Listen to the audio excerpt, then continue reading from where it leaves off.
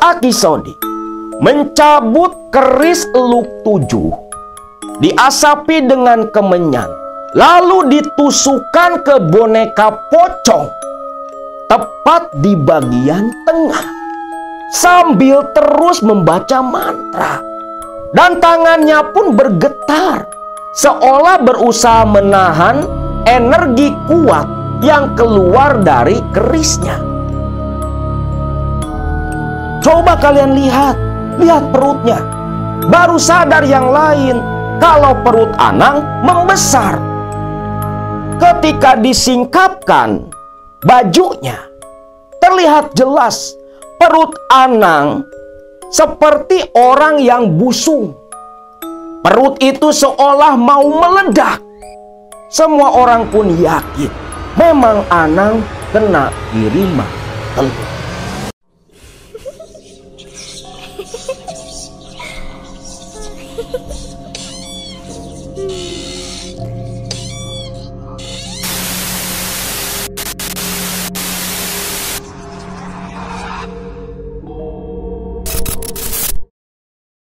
Sebelum lanjut ke cerita, buat teman-teman yang baru ikut gabung dan menonton channel ini, jangan lupa klik tombol subscribe, like, dan share video ini di media sosial kalian agar channel ini bisa semakin berkembang.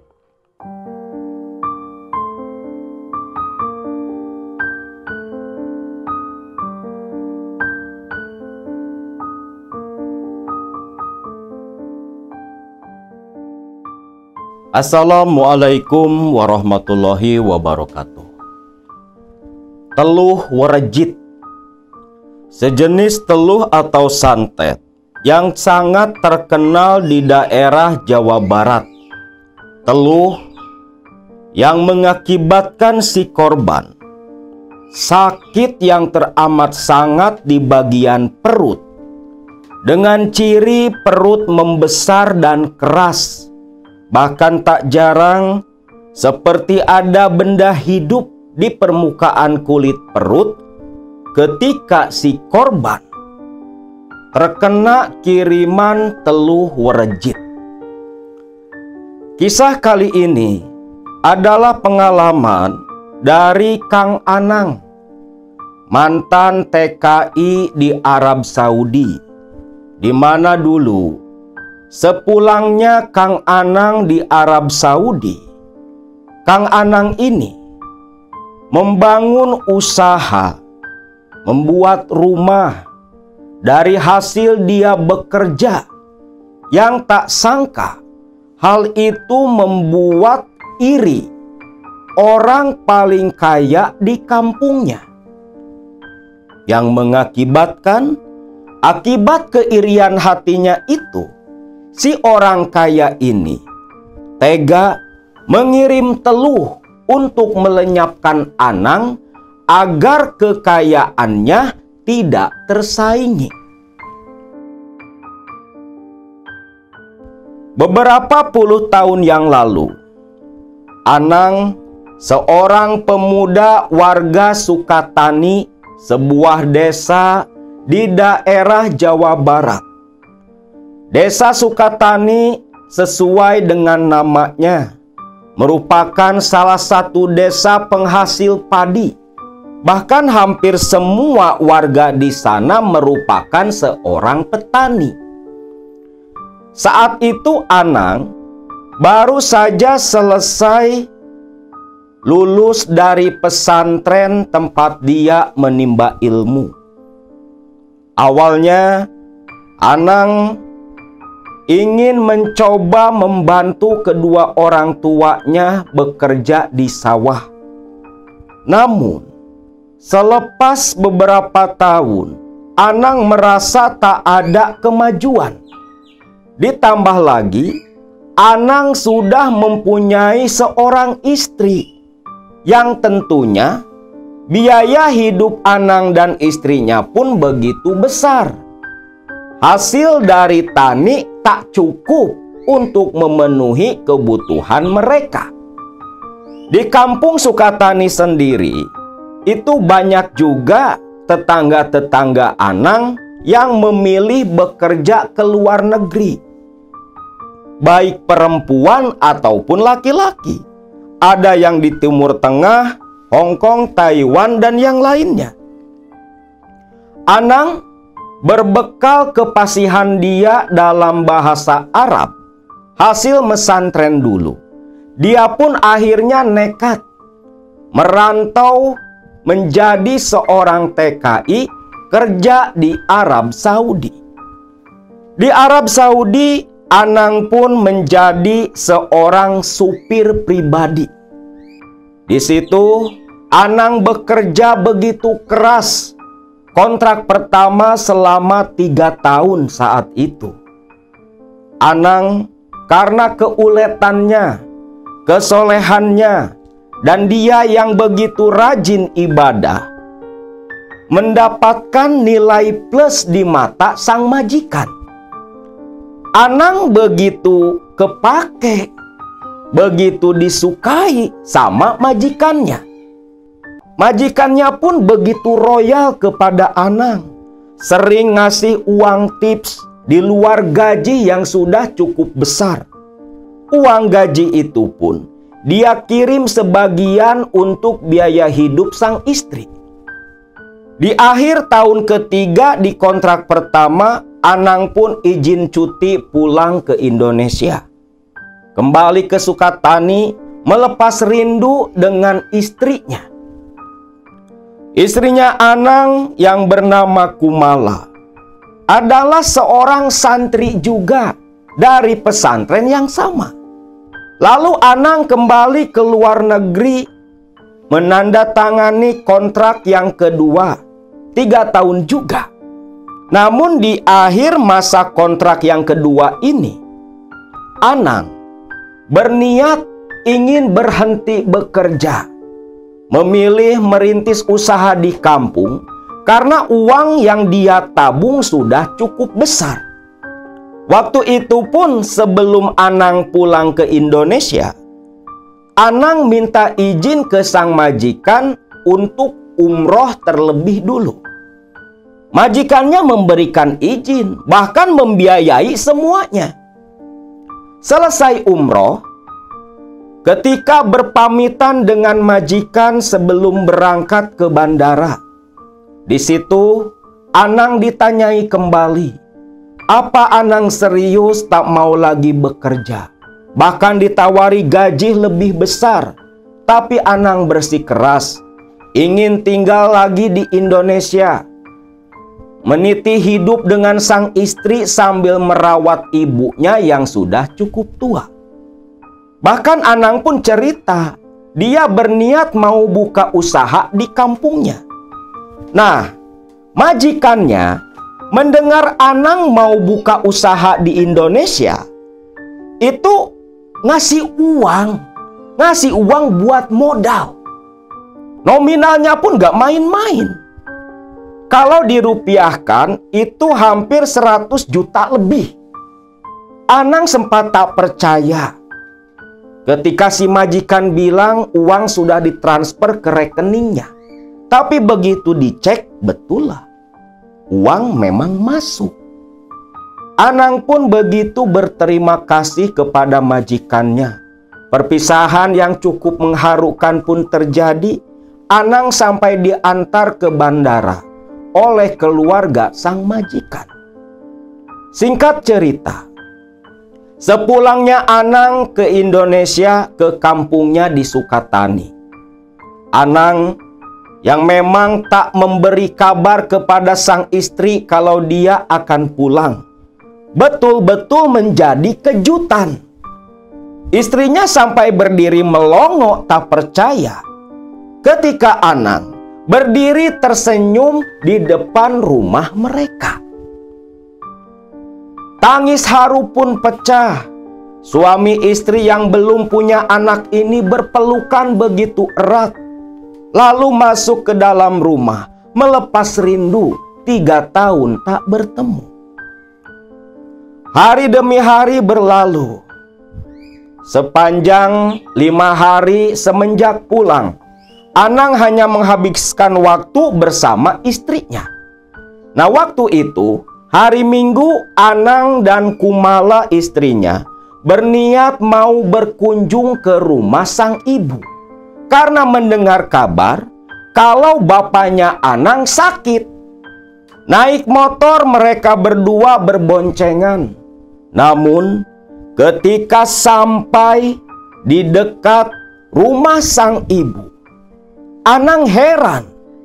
Ada 3 orang laki-laki seperti sedang ngamuk dan marah-marah nunjuk-nunjuk ke ibu Anang. Kang, itu Ibu Sri kenapa kayak dimarahin orang? Iya Neng, Akang juga nggak tahu. Kita samperin, ucap Anang. Motor pun melaju cukup kencang. Terdengarlah jelas suara makian dari orang itu, yang ternyata Juragan Pendi, orang paling kaya di Sukatani sekaligus seorang rentenir juga. Sari, maki si Pendi nunjuk-nunjuk ibu si Anang. Sari, saya tak mau tahu. Hari ini juga lunasi hutang-hutang kamu.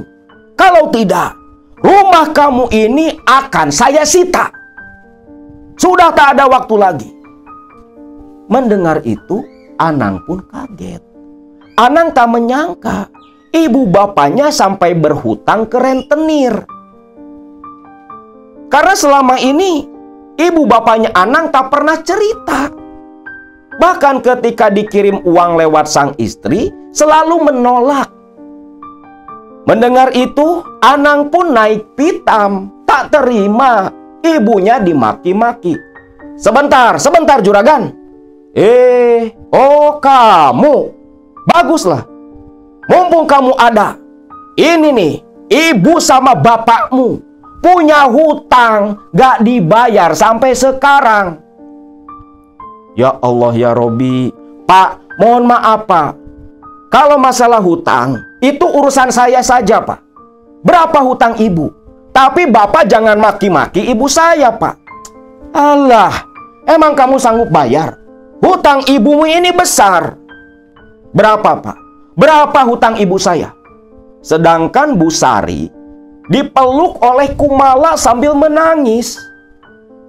Lalu si Juragan Pendi pun membuka bukunya, buku catatan utang. Si Sari.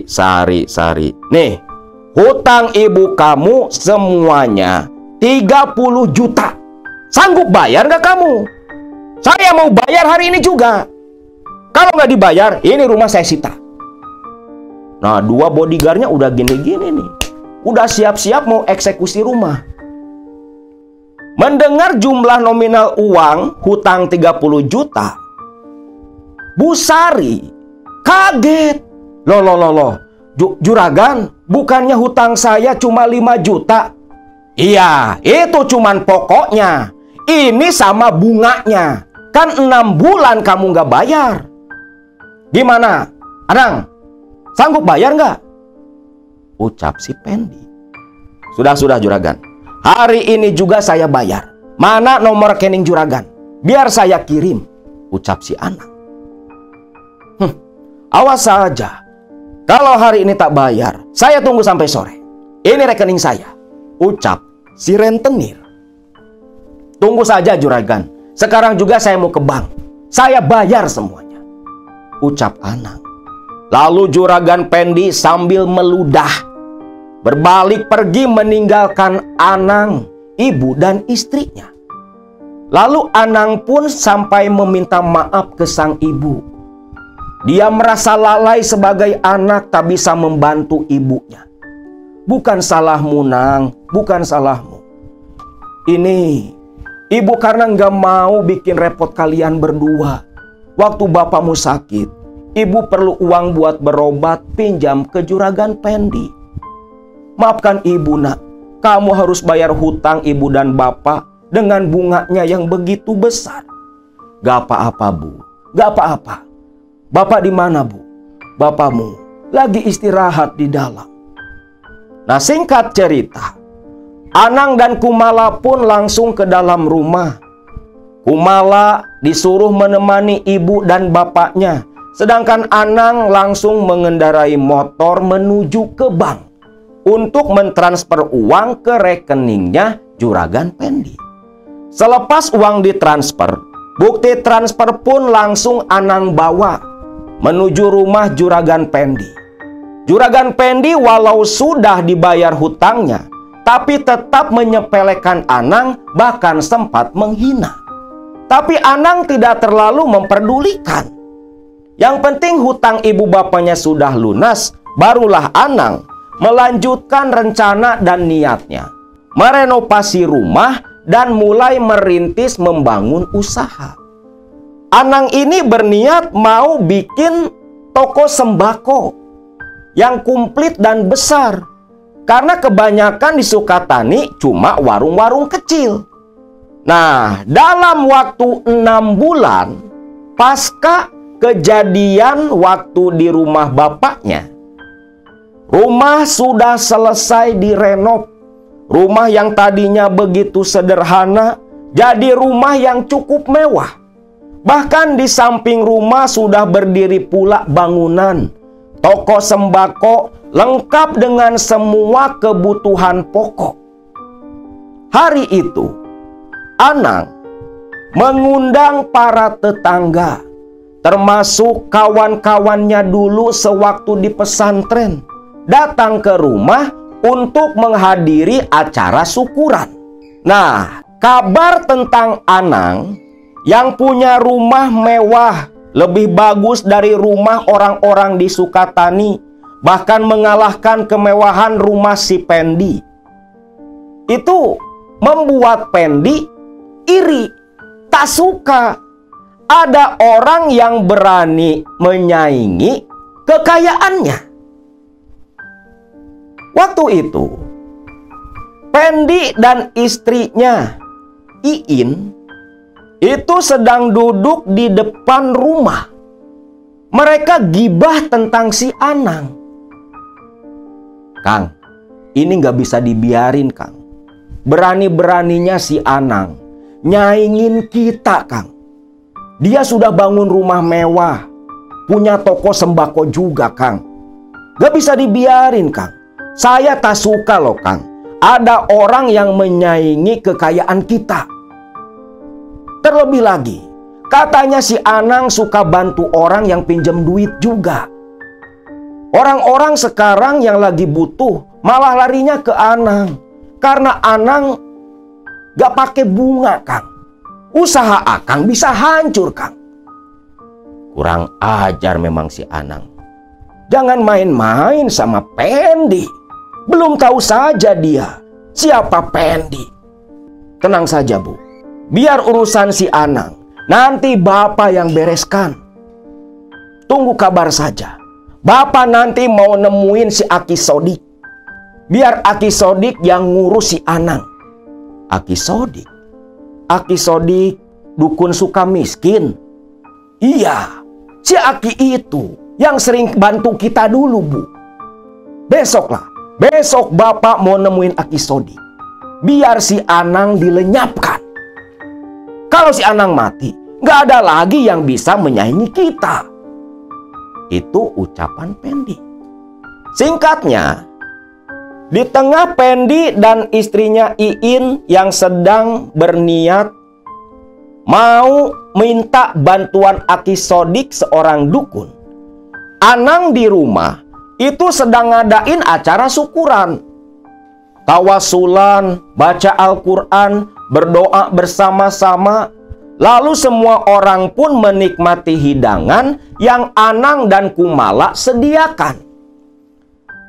Sampai tengah malam, Anang dan kawan-kawannya, para santri dulu sewaktu di pondok yang sudah pada berkeluarga pula, asik bercengkrama nostalgia, mengulang masa lalu ketika masih remaja.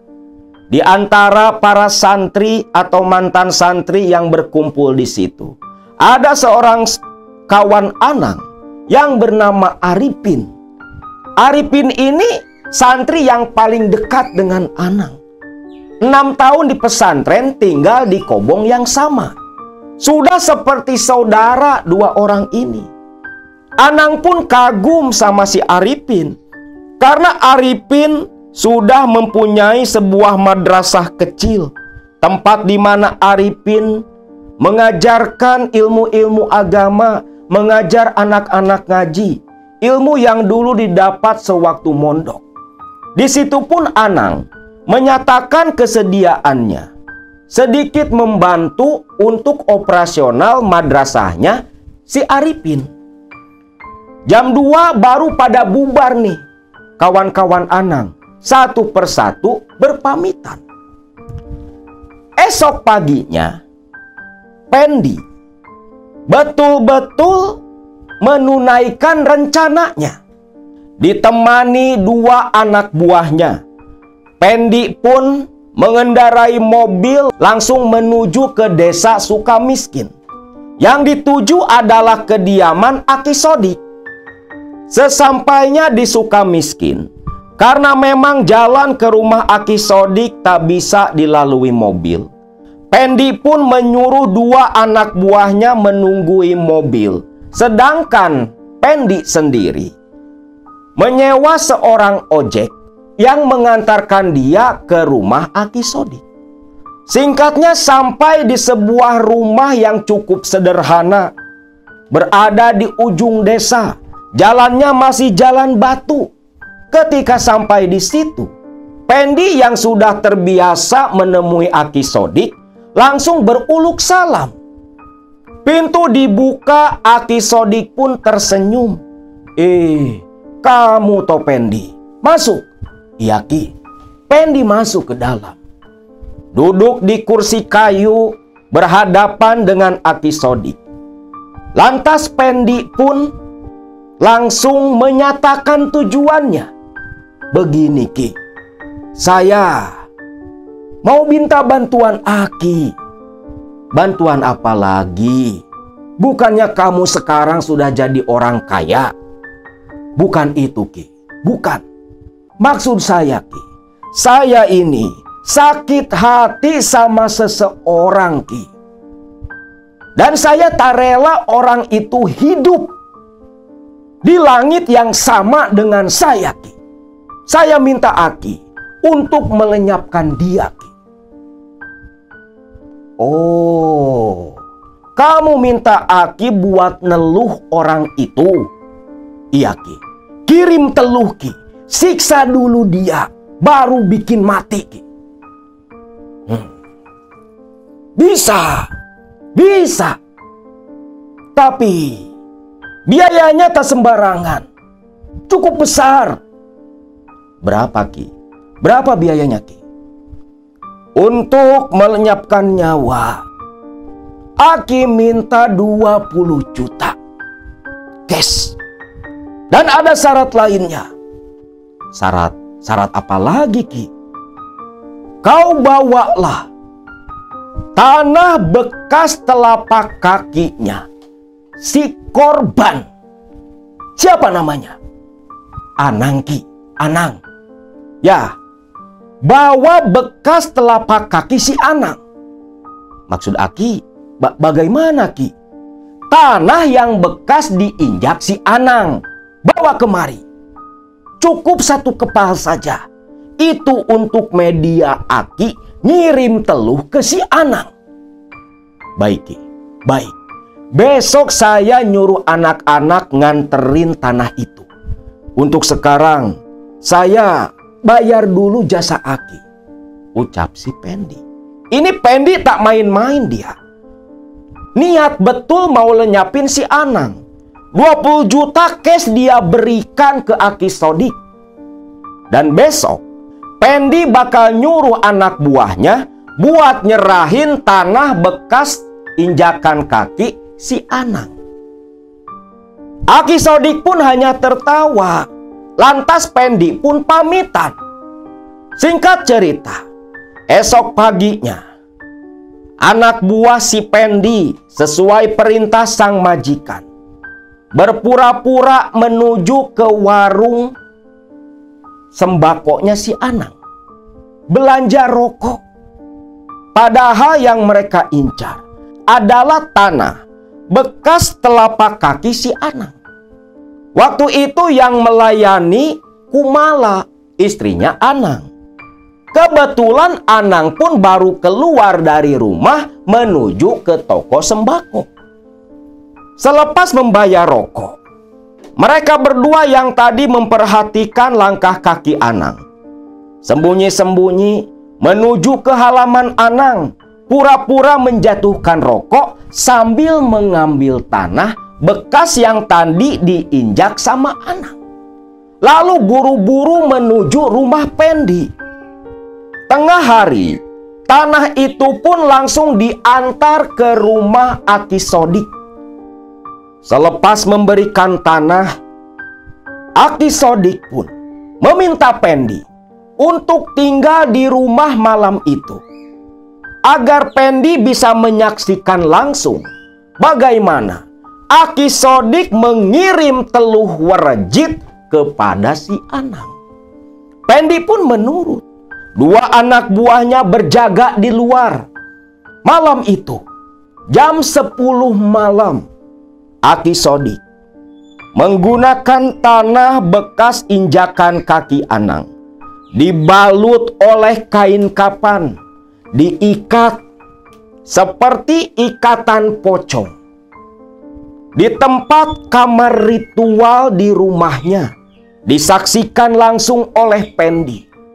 Aki Sodik langsung mengasapi pocong-pocongan berisi tanah di atas asap kemenyan, sambil komat kamit membaca mantra, memanggil semua parewangannya. Suasana di sekitar rumah Aki Sodik pun langsung mencekam, berubah. Suara riuh angin terdengar dari luar begitu kencang. Dua orang anak buah Pendi yang menunggu di luar pun ketakutan, karena angin itu bukan angin biasa. Bahkan sekejap, anak buah si Pendi seperti yang mendengar suara-suara aneh. Sedangkan di dalam rumah, di kamar ritual, Pendi pun merasakan hal yang sama. Asap kemenyan yang mengepul memenuhi ruangan, membuat suasana yang menakutkan semakin menjadi-jadi. Pendi sempat gemetar ketika Aki Sodik membuka mata.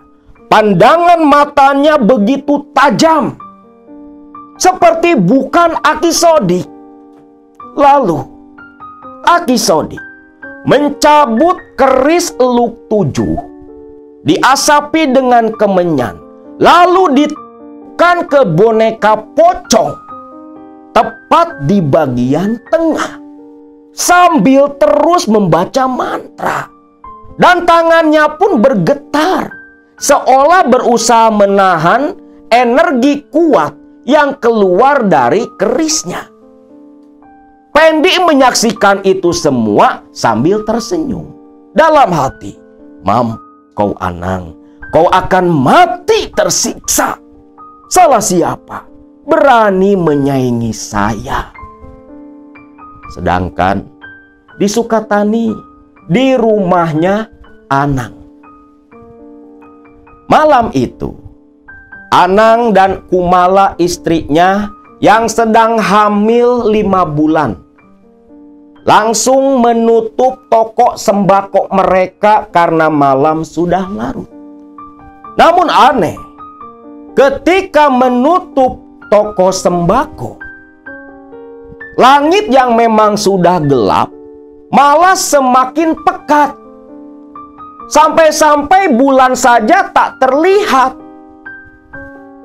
Hembusan angin pun datang.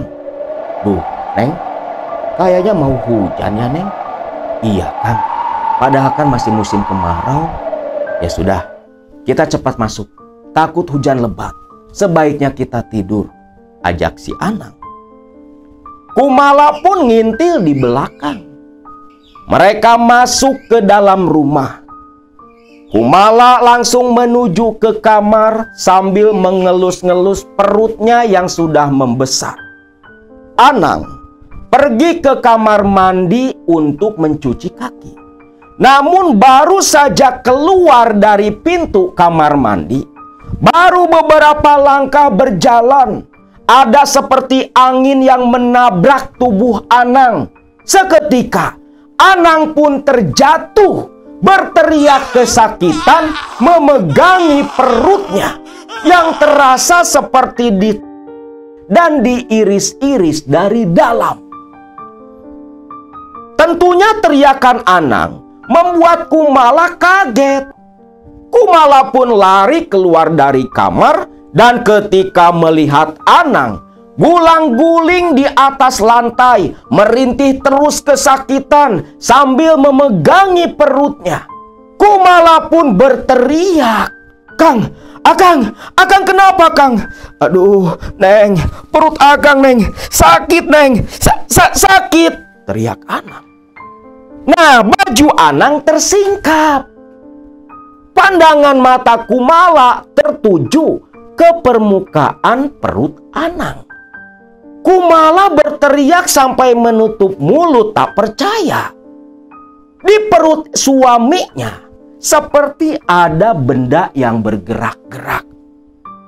Sepertinya itulah yang menjadi sumber rasa sakit Anang. Tak sampai di situ saja, Anang yang masih terus gulang-guling tiba-tiba saja bangkit duduk menyandar di dinding sambil terus merintih dan mual di depan Kumala. Anang pun muntah, dan muntahannya di matanya Kumala bukan makanan tapi lempengan darah. Kumala pun menjerit, lalu dia buru-buru keluar untuk meminta tolong para tetangga. Para tetangga pun berdatangan, merangsak masuk, melewati Kumala yang masih menangis. Kumala menyusul. Orang-orang bingung melihat Anang sudah tak sadarkan diri sambil memegangi perut yang tiba-tiba saja perutnya membesar, hampir menyamai perutnya Kumala. Namun Kumala pun heran, muntahan yang tadinya lempengan darah hilang. Lalu Anang digotong, dibawa masuk ke dalam kamar. Tetangga di situ pun bertanya, "Teteh, ini Kang Anang kenapa, Teh?" "Gak tahu. Kang Anang tiba-tiba saja jadi seperti ini. Keluar dari kamar mandi, langsung teriak mengaduh kesakitan."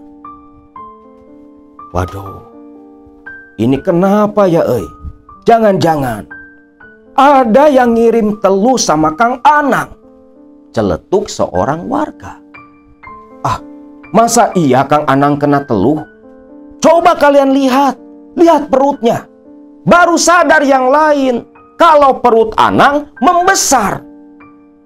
Ketika disingkapkan bajunya, terlihat jelas perut Anang seperti orang yang busung. Perut itu seolah mau meledak. Semua orang pun yakin memang Anang kena kiriman teluh. Di tengah kepanikan semua orang, Kumala pun teringat kepada Kang Arifin, sahabat karib suaminya. Dia ingat suaminya ini pernah cerita kalau Kang Arifin ini punya kelebihan, bisa membantu mengobati penyakit non medis. Astagfirullahaladzim, saya baru ingat. "Pak, Bapak bisa minta tolong, Pak?" tanya Kumala. "Ada apa, Neng?"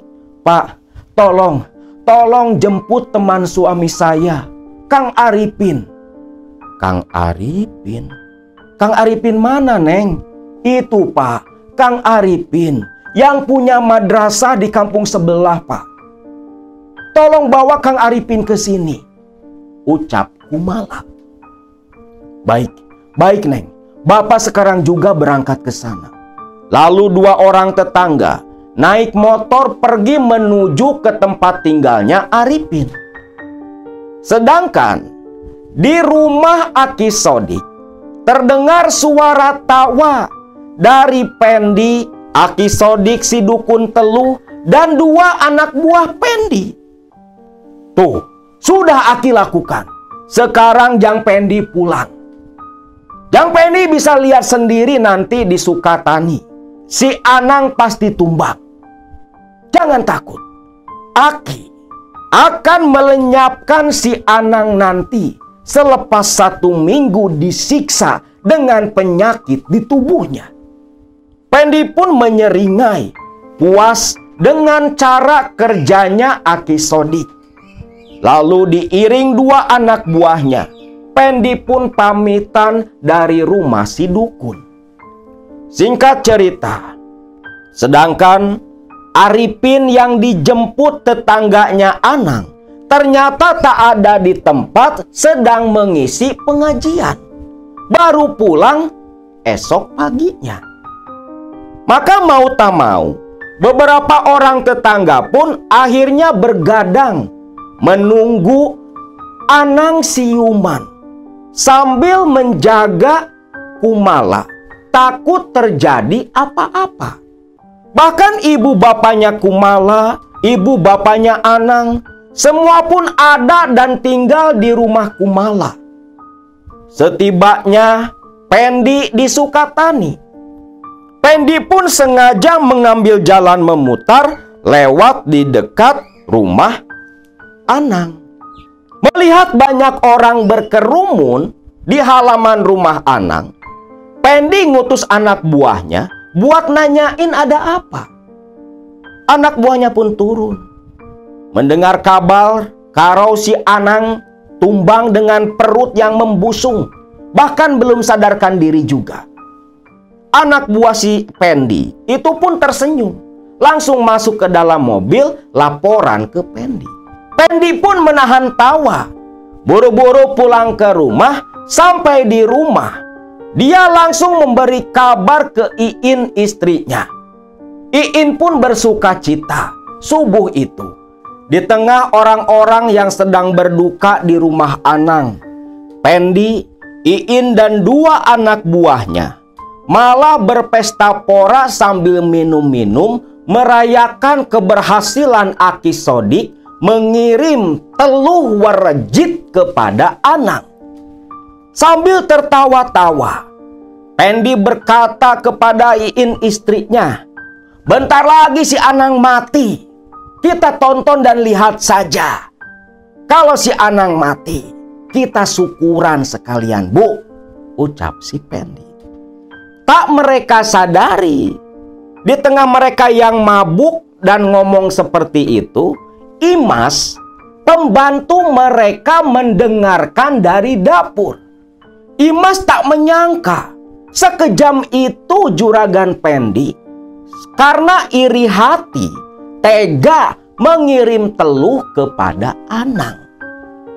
Singkat cerita, pagi-pagi sekitar jam 8, Arifin setelah mendengar kabar dari istrinya kalau semalam ada utusan Anang meminta bantuan, Arifin pun langsung menuju ke Sukatani ke rumah sahabatnya. Begitu sampai di rumah Anang, langsung merangsak masuk ke dalam menuju kamar dengan raut wajah yang begitu khawatir. Arifin kaget melihat kondisi Anang yang begitu memprihatinkan. "Astagfirullahaladzim.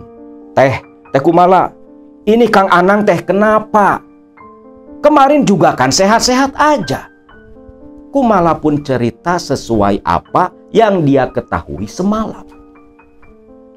"Astagfirullahaladzim. Gak salah lagi. Ini memang kena teluh. Tolong sediakan air hangat di baskom," ucap Arifin. Kumala pun langsung meminta sang ibu menyediakan itu semua. Air hangat di baskom, lalu air di botol aqua pula. Semua sudah disediakan.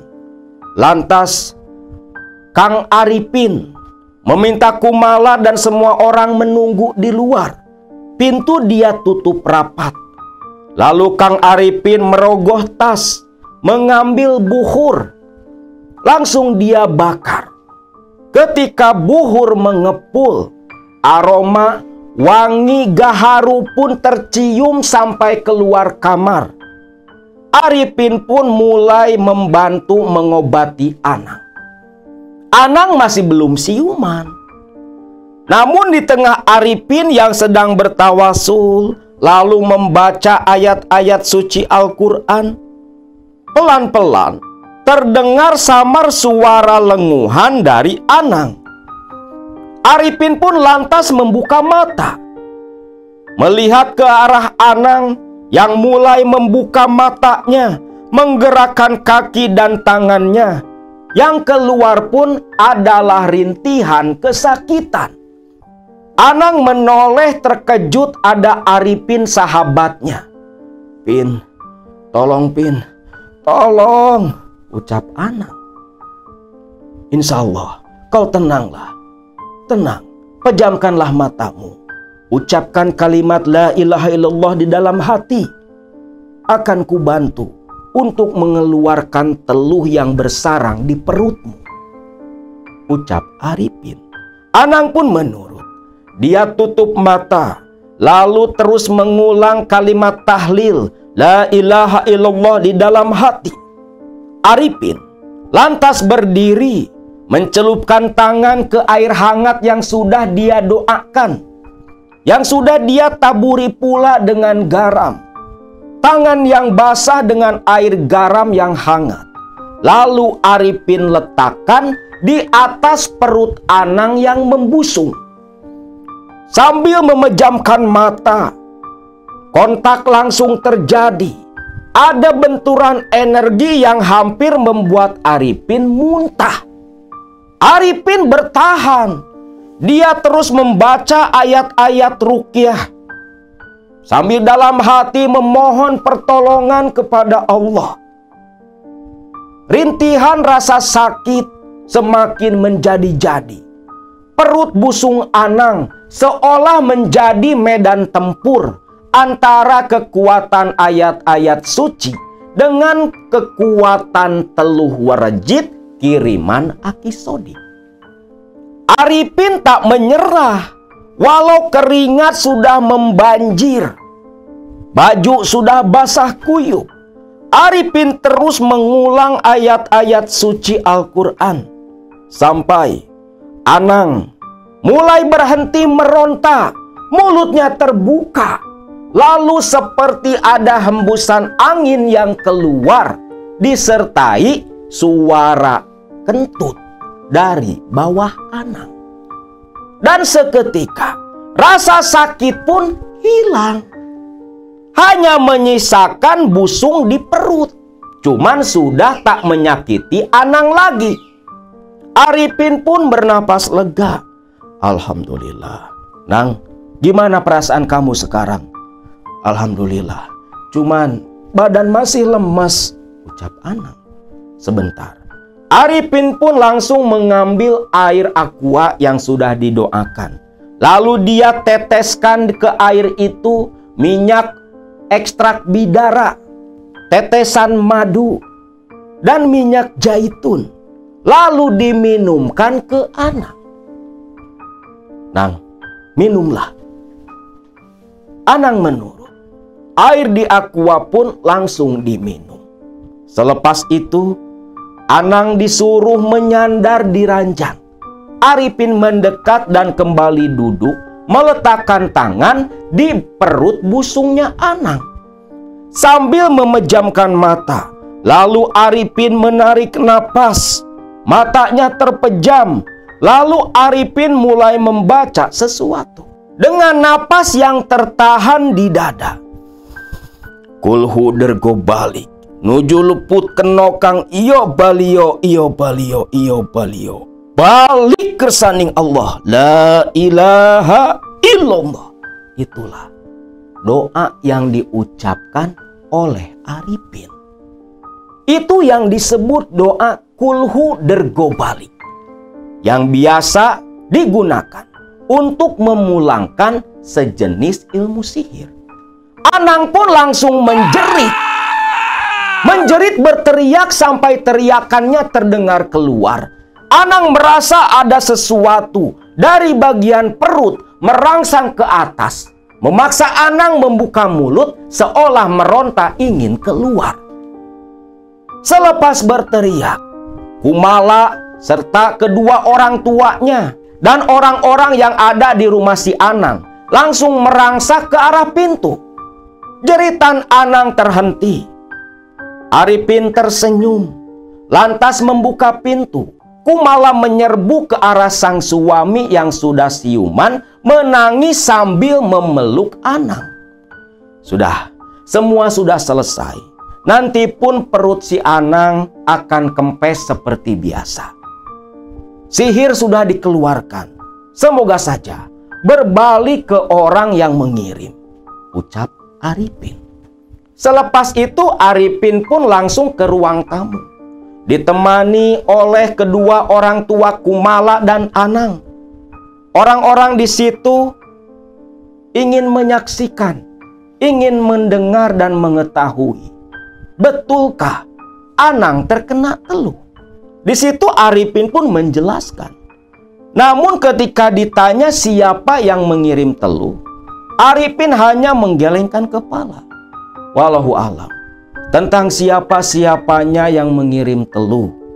Tapi yang penting, Anang sudah stabil, sudah membaik. Masalah siapa yang tega mengirim teluh ke Anang nanti pun akan terlihat.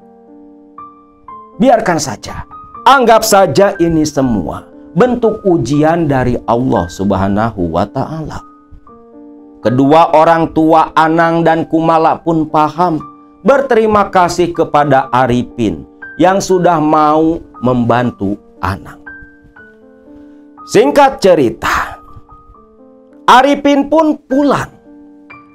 Lalu di rumah Pendi saat itu, Pendi yang sedang membaca majalah di depan rumah sambil menyeruput kopi terlihat begitu bahagia. Ditemani pula oleh Iin istrinya. Di tengah mereka yang sedang duduk santai, anak buah si Pendi datang. "Bos, gawat bos." "Loh, ada apa?" Datang-datang bilang gawat. "Ada apa?" "Bos, si Anang bos, si Anang." "Kenapa si Anang? Mati?" "Bukan bos, bukan. Si Anang udah sembuh bos. Dibantu sama Ustadz Arifin bos." "Hah? Sembuh? Ah, mana mungkin." "Betul bos, saya dengar sendiri dari tetangga-tetangga si Anang bos. Bahkan si Anang lagi duduk sekarang depan rumah. Dia udah sehat bos, walau perutnya masih busung bos." Waduh, masa iya teluh Aki Sodik gak mempan? "Pak, gimana atuh pak? Masa si Anang gak jadi mati? Coba bapak tanyain lagi ke Aki Sodik. Kita kan udah bayar mahal pak. Masa sih teluhnya gak ada garansi?" ucap Iin. Imas yang mendengar itu hanya mengusap dada. Astagfirullahaladzim, ya Allah, pikir Imas. Lalu Pendi pun hanya terdiam. "Ya sudahlah, besok bapak mau nemuin Aki Sodik. Mau bapak tanyakan?" "Iya pak, secepatnya saja pak. Secepatnya temuin Aki Sodik." Lalu esok harinya Pendi ditemani dua anak buahnya langsung menuju ke Sukamiskin untuk menanyakan kepada Aki Sodik. Singkatnya, setibanya di Sukamiskin, mobil seperti biasa disimpan di parkiran. Diparkirkan di dekat rumah warga. Lalu naik ojek ke rumah Aki Sodik. Namun di perjalanan, alangkah kagetnya Pendi. Di jalanan berbatu menuju rumah Aki Sodik, itu banyak warga, laki-laki dan perempuan hilir mudik menuju satu tempat. "Loh, ini warga pada mau kemana?" Kang, ada apa Kang?" "Oh, itu Aki Sodik. Aki Sodik? Aki Sodik kenapa? Aki Sodik meninggal. Hah?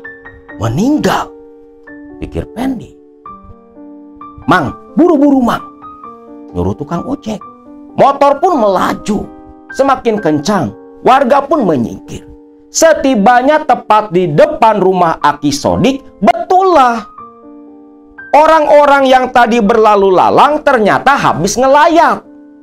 Pendi yang kenal dengan istri dan anak-anaknya Aki Sodik langsung memburu masuk. Begitu sampai di dalam, alangkah kagetnya Pendi. Mukanya pucat pasi melihat jenazah berbalut kain kapan.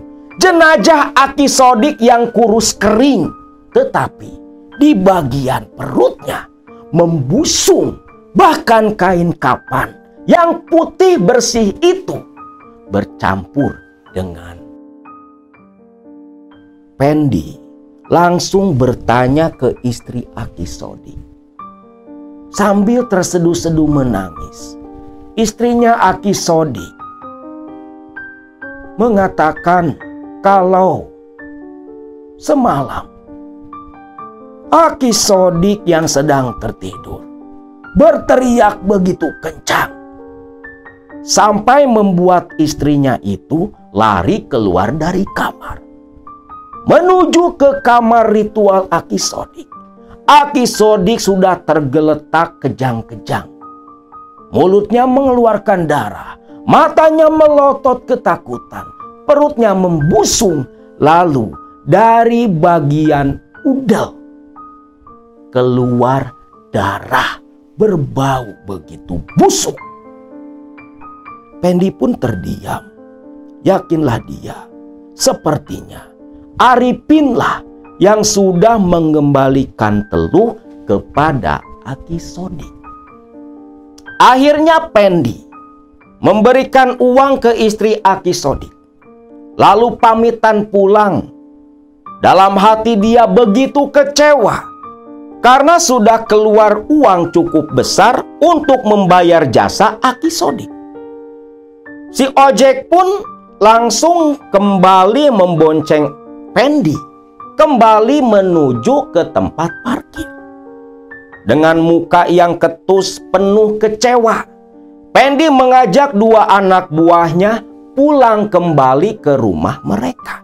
Setibanya di Sukatani, Pendi pun cerita ke istrinya kalau Aki Sodik mati. Tentunya hal itu membuat Iin tak percaya. Bukan tak percaya Aki Sodiknya mati, tapi tak percaya uang 20 juta lewat hilang begitu saja. Kecewa Iin, istrinya Pendi. Kurang ajar si aki-aki. Kalau memang tak sanggup ya jangan. Mana bayar mahal lagi Pak? Udah Ma, udah. Mau bagaimana lagi? Nanti kita cari cara lain. Kita cari lagi tukang teluh yang lebih mumpuni. Sudah, relakan saja. Uang 20 juta itu hitung-hitung buat bantu keluarga Aki Sodik yang sudah bertahun-tahun membantu kehidupan kita. Iin pun kalah. Nah, singkat cerita, pasca mengetahui kematian Aki Sodik, Pendi semakin menaruh dendam kepada Anang yang sudah sembuh dan pulih. Bahkan usaha Anang semakin laris. Tentunya membuat Pendi semakin iri hati. Sampai satu ketika, kala itu akhir musim kemarau, hujan turun begitu deras. Malam hari itu, Pendi dan Iin pun langsung masuk kamar tertidur lelap. Namun, ketika Pendi yang sedang tidur di samping Iin, tiba-tiba mendengar suara sambaran guntur yang menggelegar, seolah menyambar tepat di atap rumah mereka, membuat Pendi bangun. Aduh, guntur gede banget. Ucap si Pendi. Pendi pun menoleh ke istrinya yang masih tidur ngorok di sampingnya. Pendi berniat ke kamar mandi sekedar buang air kecil sambil mencari minuman di dalam kulkas. Namun ketika membuka pintu kamar, di antara lebatnya curah hujan, Pendi mendengar suara yang memanggil dirinya. Pendi, Pendi, Pendi. Suara itu terdengar begitu keras, bahkan diakhiri dengan nada yang seperti membentak. "Siapa? Siapa kamu?" teriak Pendi. Namun jawaban dari luar masih sama, hanya memanggil nama Pendi. "Kurang ajar, awas kau," ucap Pendi penuh amarah. Lalu Pendi ke dapur mengambil golok panjang yang biasa disebut gobang. Golok panjang pun dihunus oleh Pendi. Suara yang memanggil Pendi masih terdengar di antara curah hujan yang lebat. Pendi pun membuka pintu dapur. Siapa kamu? Keluar!" ucap Pendi. Lalu di sudut bangunan belakang, samar terlihat seperti bayangan yang berjalan. Pendi pun siap sedia. Dia kira itu rampok atau maling yang mau menyatroni rumahnya. Gobang, golok panjang, dihunus di tangan kanan Pendi. Namun, ketika sosok yang seperti bayangan itu mendekat, tersorot oleh lampu, Pendi pun terkejut.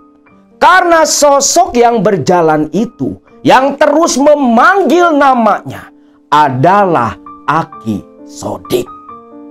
Dengan wajah yang begitu menakutkan, mukanya penuh dengan darah, dan yang membuat Pendi ketakutan ketika melihat bagian perut Aki Sodik seperti yang meletup.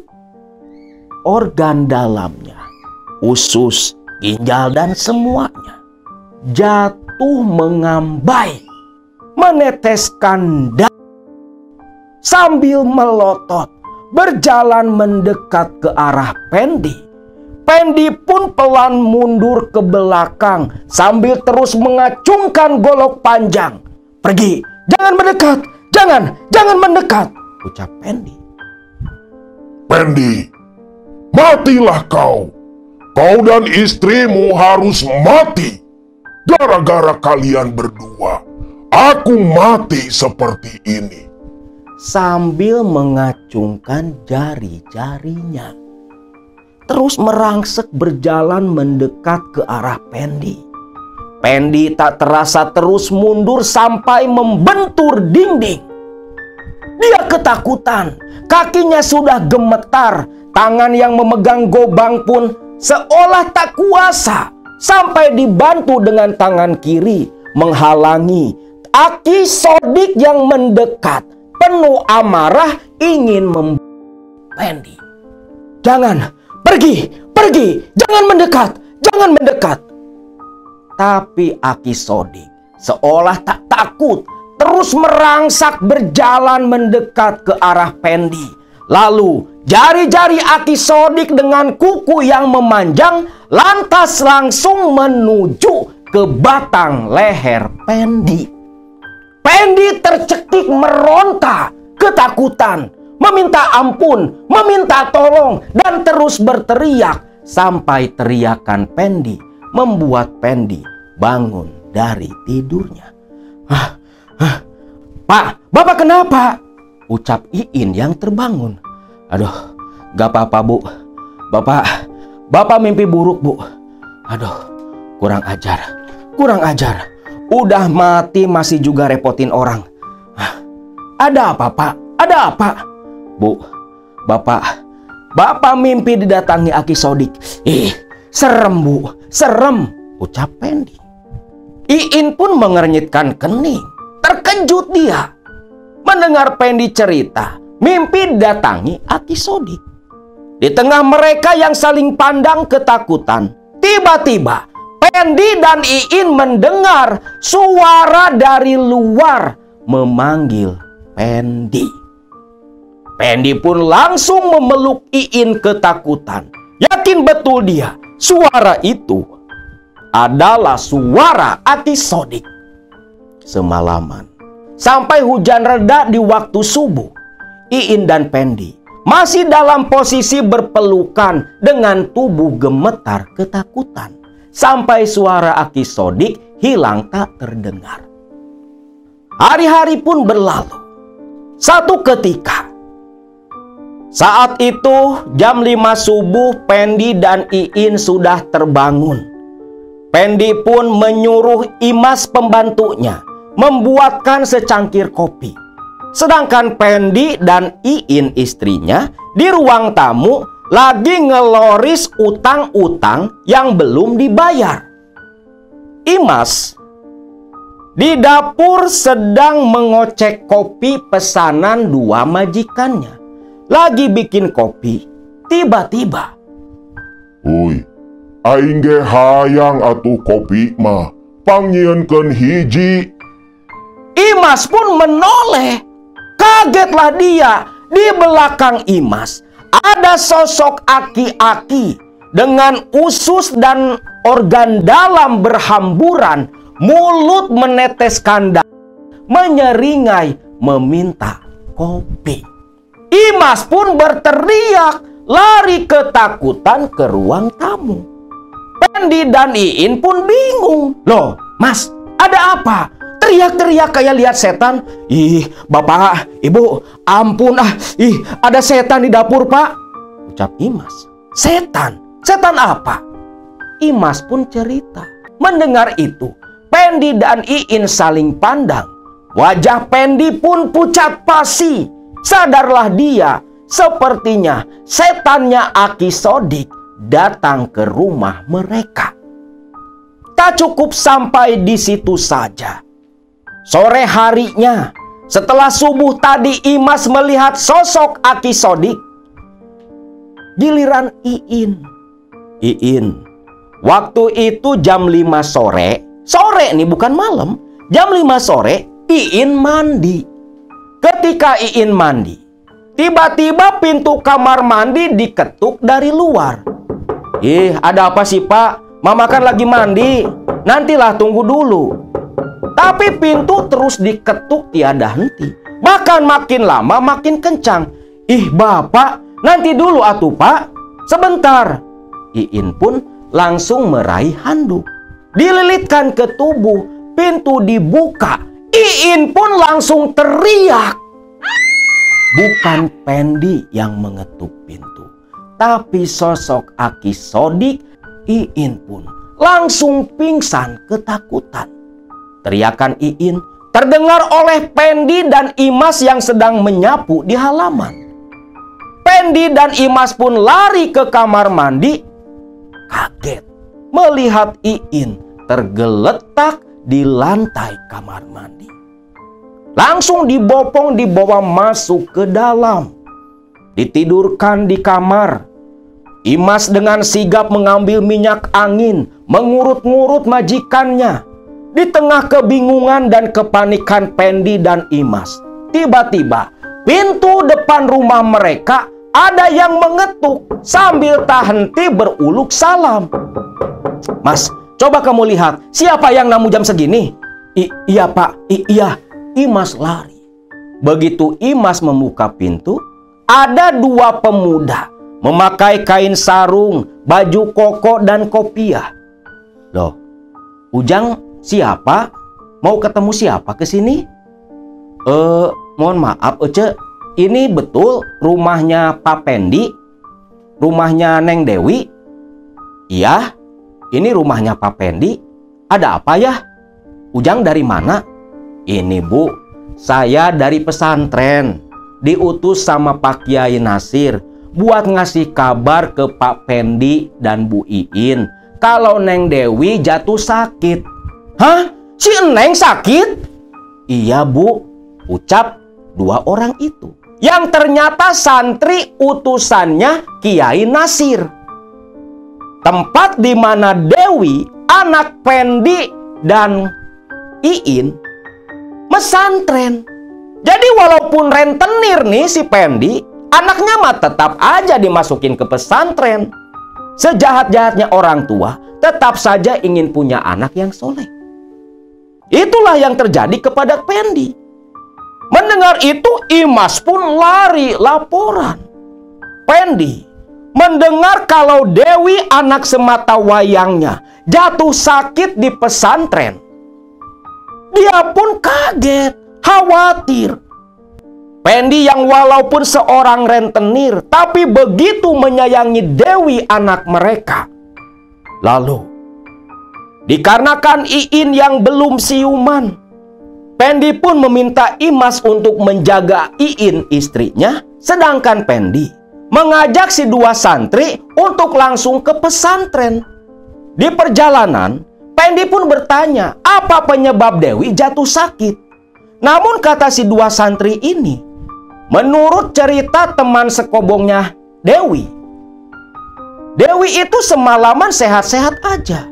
Namun tadi pas mau tiduran karena kelelahan, tiba-tiba jerit-jerit sambil mengadu kesakitan. Terus memegangi perut. Untung Kiai Nasir ada di pondok. Tak banyak bicara, mobil pun dipacu begitu kencang. Sampai jam 8 malam tibalah di pesantren tempat Dewi belajar. Dituntun dua santri, Pendi pun langsung menuju ke tempat Kiai Nasir. Karena di rumah Kiai Nasir lah si Dewi dirawat. Ketika Pendi tiba di depan pintu rumah Kiai Nasir di area pesantren, terdengar suara para santri yang sedang membaca Al-Quran. Pendi pun merangsek masuk, langsung menuju ke lokasi Kiai Nasir di kamar yang pintunya terbuka. Begitu menoleh, kaget bukan main Pendi melihat Dewi terbujur, terbaring di atas ranjang dengan Kiai Nasir yang sedang mencoba mengobati. Yang membuat Pendi kaget itu melihat perut sang anak.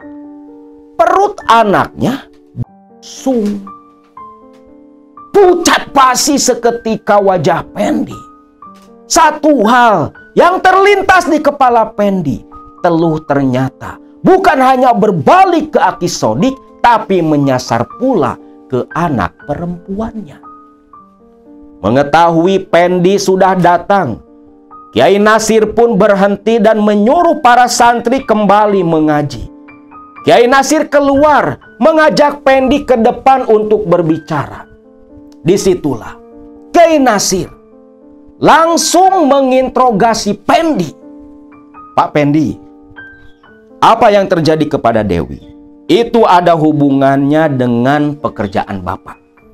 Apa yang sudah Bapak lakukan sampai anak Bapak menjadi seperti ini? Pak Kiai, jangan jujur saja, nyawa Dewi terancam. Pendi pun terdiam. Dia paham betul, sepertinya Kiai Nasir sudah mengetahui penyebab anaknya Dewi seperti itu. Akhirnya, karena kasihan dengan Dewi anaknya, takut mati seperti Aki Sodik, Pendi pun cerita jujur tanpa ada satupun yang terlewat dari awal sampai akhir. Astagfirullahaladzim, Pak Pendi. Kenapa Pak Pendi tega melakukan hal itu? Ya sudah, tunggu dulu di sini. Saya mau melanjutkan mengobati Dewi. Insya Allah, Dewi bisa lepas dari pengaruh sihir, ucap Kiai Nasir. Hampir 1 jam lamanya Kiai Nasir kembali mengobati Dewi. Sedangkan di luar Pendi begitu gelisah, khawatir akan anaknya. Terlebih istrinya pun entah sadar atau belum di rumah. Tak lama, Kiai Nasir pun kembali keluar sambil tersenyum. Pak Kiai, bagaimana Pak? Kondisi anak saya Pak? Alhamdulillah, Dewi sudah sembuh. Sekarang biarkan dia istirahat. Baru besok Pak Pendi temui anak Bapak. Tapi sebelum itu, ada yang mau saya bicarakan. Pendi pun kaget. Agak takut juga dia. Lalu agak menjauh dari rumah. Setelah di lokasi yang cukup sepi di samping masjid, Kiai Nasir ngajak Pendi bicara. Pendi pun mengakui, bahkan dia cerita kalau dia itu jadi rentenir. Wah, semalaman tuh Kiai Nasir habis-habisan nasehatin Pendi. Pendi pun hanya bisa diam menunduk karena memang dia merasa bersalah. Seolah nasihat-nasihat dan cercaan Kiai Nasir membuka hijab penutup hatinya Pendi. Pendi sambil menangis sesenggukang di depan Kiai Nasir, meminta dituntun agar dia bisa bertobat, bisa menjadi lebih baik. Dia menyesali semua perbuatannya. Syukurlah kalau Pak Pendi mau berubah. Namun saran saya, untuk kesempurnaan sembuhnya Dewi, pergilah ke si Anang.